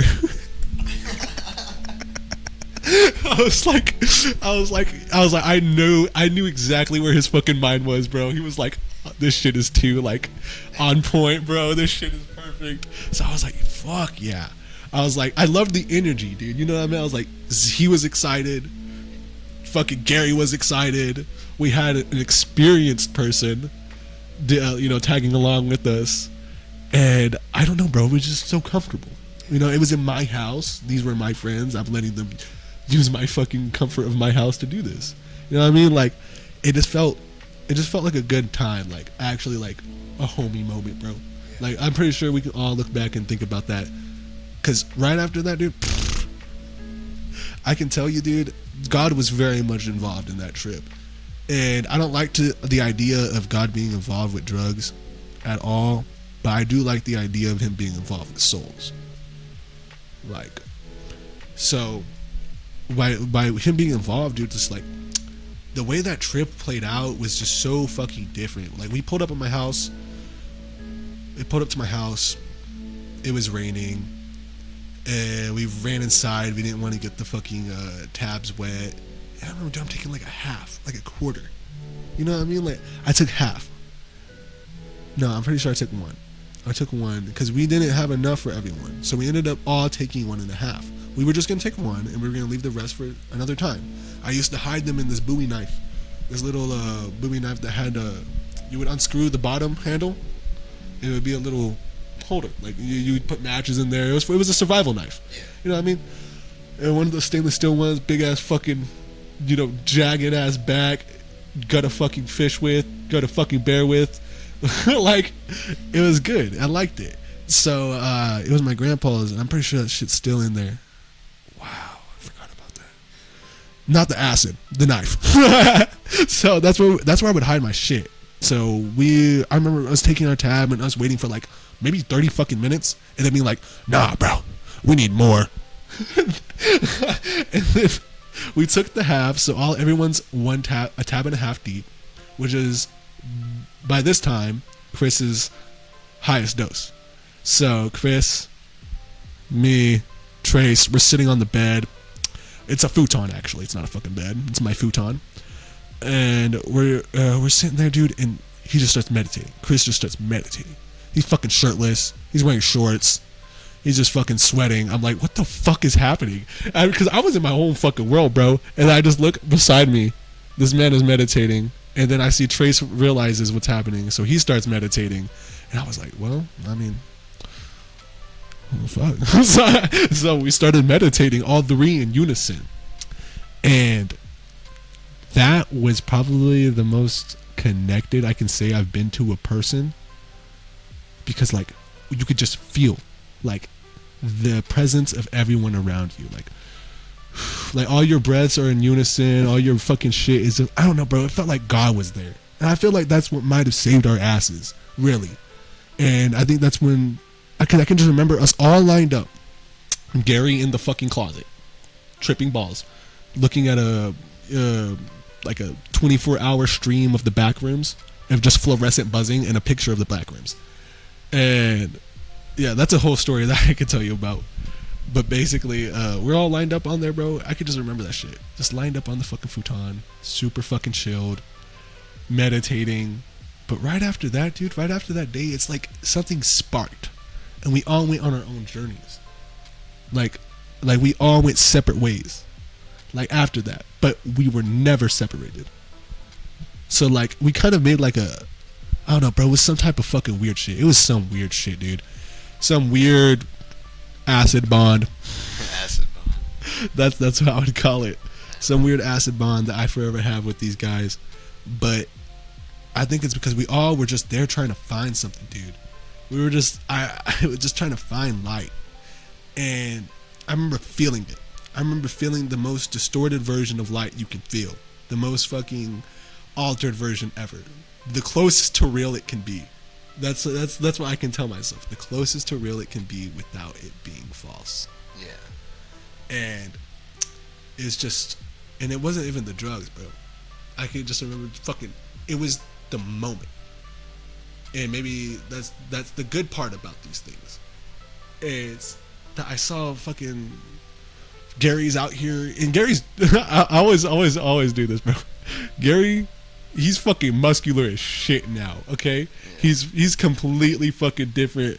But he was just a stubby kid, bro. I fucking loved Gary. He's just out there like looking at the fucking. He's like, the way he used to dress, bro. Like you could tell we were poor ass kids. You know what I mean? Like it was just like old like fucking clothes that didn't fit him, like clothes that he was wearing when he was like 13, bro. Like high waters. He's just out there in the fucking like dew.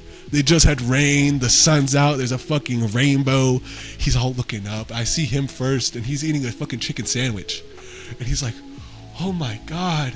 And he's just in awe at whatever the fuck he's in awe at. And I glance over and I see fucking Chacon doing cartwheels, just in my fucking yard, bro. And then I see Trace is just fucking chilling, bro, with the fucking grass. He's earthing, he's grounding. And I don't know, dude, it just felt like I didn't feel out of place. It made me feel like that's who I was supposed to be, like that person there, supposed to see them, supposed to witness that. And I felt like that's where it all started, bro. It's just kind of like being that person that can see from the outside, you know, the outside perspective. Kind of like it. Yeah. Should call this video Outside Perspective. Something like that. That should be the podcast, bro. Outside Perspective. We reached on 2 hours, so we might just end it here. Yep. It's over. Yeah, so thank you for watching if you watched the entire thing. And Surreal. we'll definitely be doing this again. So Witness the Escape. This is gonna be released like early September. We got a show coming up Yes, sir. end of the month. Yeah. It's gonna be nice. Also, you can check out our projects, each Yeah, individual projects on SoundCloud. I guess Witness to All. Number 2. That's it. Witness to All. Instagram will lead you to all the links you need. That's all. If I can, I'll put it in the links. I'll put the links for both of our Instagrams in the description, and I'll put a link to his channel over in the description as well. And do you have any closing words? Love God Love God. forever and always. Forever and always, He will save you, pull you out of the deepest, darkest holes. This is true. This is true information. Well, thank you for watching. Hillary Clinton, I approve this message.